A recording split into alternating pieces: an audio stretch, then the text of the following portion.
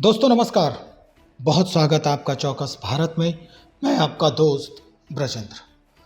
देखिए, मित्र मंडल की बैठक हो रही है एनडीए में, और एनडीए में ये खबर आ रही है, इसकी पुष्टि जो है हो चुकी है लगभग, कि अब चिराग पासवान एनडीए के एक पार्ट के रूप में जाने जाएंगे। हालांकि कई बार जो है परोक्ष रूप से एनडीए को सहयोग करते देखे गए हैं चिराग पासवान, चाहे वो कुढ़नी का चुनाव हो, गोपालगंज का चुनाव हो, या अन्य किसी मसले पर चिराग पासवान जो है ये हमेशा कहते नजर आते हैं कि भाई हम तो नरेंद्र मोदी के हनुमान हैं। अब दिल्ली में मित्र मंडल की बैठक हो रही है, और इस मित्र मंडल की बैठक में चिराग पासवान भी शिरकत कर रहे हैं। दरअसल कौन कौन से वो मसले हैं, कौन कौन से मुद्दे हैं, क्या उन सीटों पर चर्चा हो रही है, हम इस बात की जानकारी के लिए पहुंचे हमारे साथ उसी दल से, यानी लोजपा रामविलास के प्रबुद्ध प्रवक्ता हैं जितेंद्र सिंह यादव जी।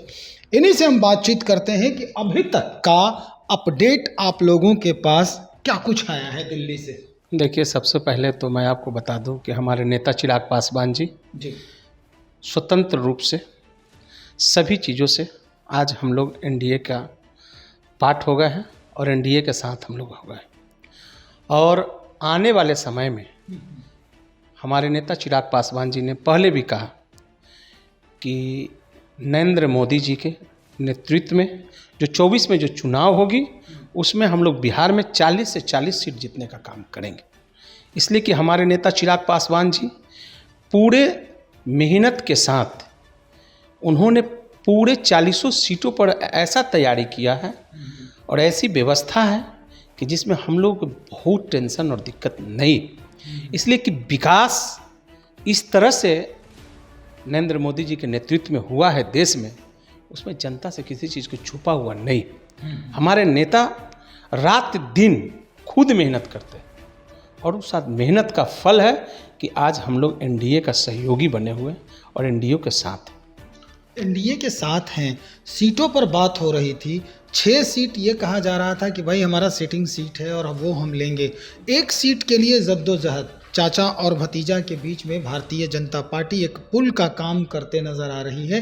क्या एनडीए में ये बात की पुष्टि हो गई है, आप लोगों तक बात पहुंची है कि हाजीपुर से चिराग पासवान को ही कंफर्म सीट मिलने वाला है? एकदम मैं आपको श्योर कर दूं, आपके चैनल के माध्यम से मैं आपको बताना चाहता हूं कि हमारे नेता का विज़न और काम सब पूरे क्लियर है, इसमें कोई किसी तरह कोई रुकावट नहीं है। लेकिन अभी तक उनके तरफ से कोई पुष्टि नहीं हुई। चिराग पासवान प्रेस कॉन्फ्रेंस हाजीपुर से हम लोग चुनाव लड़ेंगे, ये 100% मैं आपको बता रहा हूँ। हाजीपुर से हम लोग चुनाव लड़ेंगे और चिराग पासवान जी के नेतृत्व में आपको 40 के 40 सीट जीतने का काम हम लोग करेंगे। लेकिन दिल्ली में जो बातचीत चल रही है उसमें ये बात निकल के सामने नहीं आई कि एनडीए के तरफ से ये सीट के जो बंटवारे होंगे चुनाव के माध्यम से, ये चिराग पासवान को ही मिलेगा, क्योंकि पशुपति पारस पहले से एनडीए में हैं और वो हाजीपुर के सांसद भी हैं। मैं आपको ये बता दूं कि अभी चुनाव नहीं हो रही है, जब चुनाव होगी तब तो चुनाव से पहले आपको खबर आपके पास पहुंच जाएगी। लेकिन मैं अभी आपको, आप जब हमसे पूछ रहे हैं तो मैं आपको ये बता दूं कि हाजीपुर से चुनाव मैं लड़ूंगा। इसलिए कि हाजीपुर हमारे नेता स्वर्गीय रामविलास पासवान जी की वो माँ है, तो उस माँ को छोड़ा नहीं जा सकता। माँ का प्रेम के साथ कोई समझौता नहीं हो सकता। इसलिए उस मुद्दे पे सब पे बात हो चुकी है। अब इस पे विशेष क्या जानना है आपको बताइए। अगर स्वर्गीय रामविलास पासवान के लिए वो धरती माँ है, तो पशुपति पारस के लिए भी तो माँ ही है, जो कह रहे हैं कि हम सेवा कर रहे हैं। अगर वो पशुपति पारस जी अगर माँ समझते तो जिस तरह से घर को तोड़ने का काम किया और परिवार को तोड़ने का काम किया और पार्टी को तोड़ने का काम किया, स्वर्गीय रामविलास जी के मन और दिल पर कितना बड़ा उन्होंने ठेस पहुंचाने का काम किया, आज ये दिन नहीं आते। आरजेडी के नेता तो कह रहे हैं कि स्वर्गीय रामविलास प्रसाद पासवान की जो मूर्ति है, चिराग पासवान जो है वो खुद ही तोड़ते हैं। सुनिए ना, उनके बोलने से ऐसा होता है क्या? ऐसा कभी आपने देखा है हमारे धर्म में? ऐसा है जनमानस में अपना जगह बनाना चाहते थे चिराग। ऐसा नहीं होता है कि अपने बापों का मूर्ति और अपने बापों को तोड़ना, ये सब बिल्कुल वो लोग जो बोलने वाले लोग हैं ना, उनके अंदर संस्कार नहीं है, उनके अंदर ये बेतुकी बातों का कोई ये सोच नहीं है। कोई अपने पिता की मूर्ति को तोड़ता नहीं है और फेंकता नहीं है। ये सब चीज़ जो है ना, उन लोगों से जाके पूछिए कि क्या अपने पिता की फोटो और अपने पिता की पैर को कभी तोड़ा है क्या?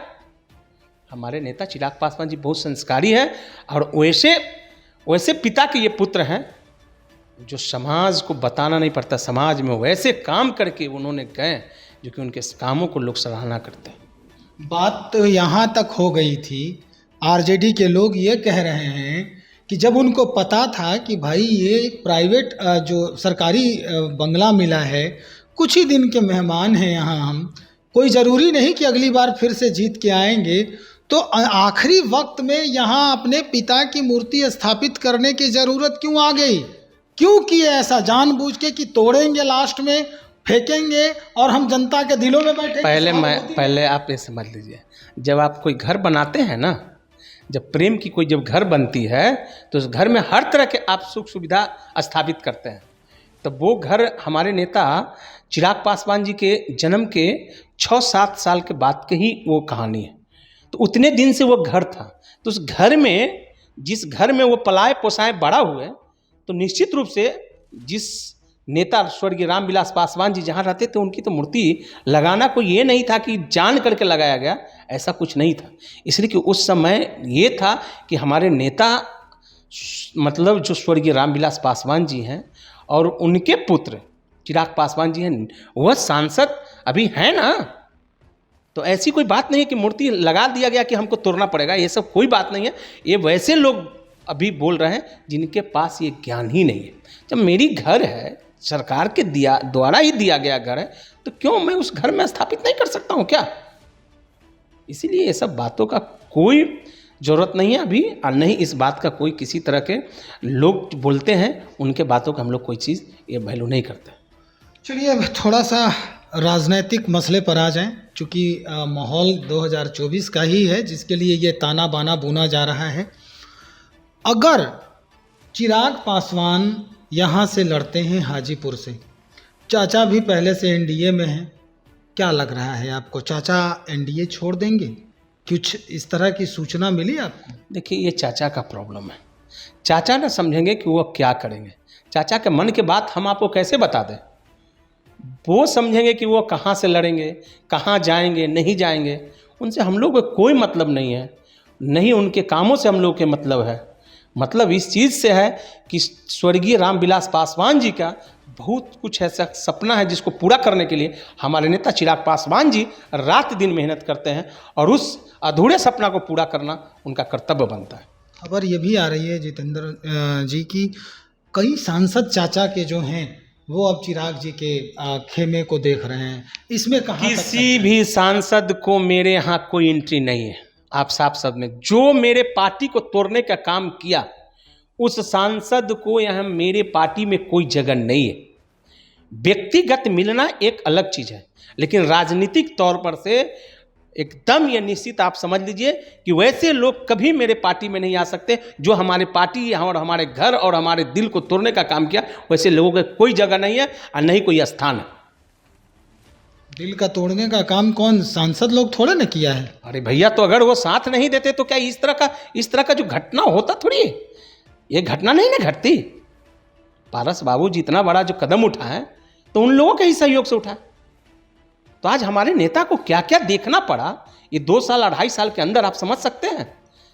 बना बनाया हर एक चीज़ को तोड़ने का काम किया गया।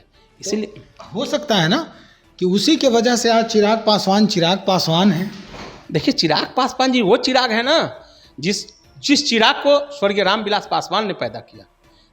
तो चिराग पासवान निश्चित रूप से समाज के वैसे लोगों को हमेशा प्रकाश देने का काम करेंगे जो लोग अभी तक अंधेरे के तले रह रहे हैं।